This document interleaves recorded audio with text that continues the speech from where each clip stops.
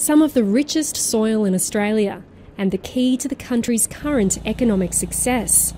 The 437 million tonnes of iron ore dug up each year at mines like this and shipped overseas to resource-hungry countries like China helped Australia dodge recession during the global financial crisis. It always used to be said of Australia that it rode the sheep's back because of its agricultural industries and wool in particular. These days we ride the back of the miners. Exports of resource and energy commodities, including iron ore, coal and natural gas, now make up 85% of the total value of the country's commodity exports. Last year, that amounted to 190 billion Australian dollars, up 15% from the previous year.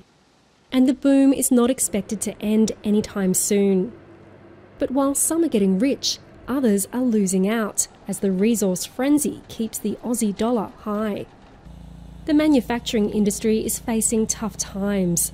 On the Illawarra coast south of Sydney, Australia's largest steel manufacturer, BlueScope, last year cut jobs after a drop in demand. It's essentially closed down its export business. And that meant 1,000 jobs gone in the Illawarra. And that's really just because of the high level of the Australian dollars making Australian steel uncompetitive overseas.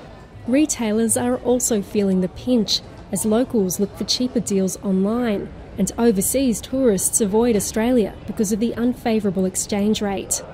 Here in the heart of Sydney's tourist area, pharmacy owner Fabien Marsden has seen many of his fellow business owners shut up shop.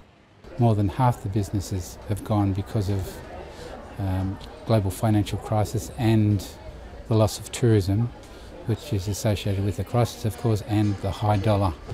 The government has put some money towards assisting ailing manufacturers, but some believe there needs to be more investment in education and innovation, as well as support for those working in niche industries. We have to find an alternative way of restructuring our economy onto a more sustainable basis.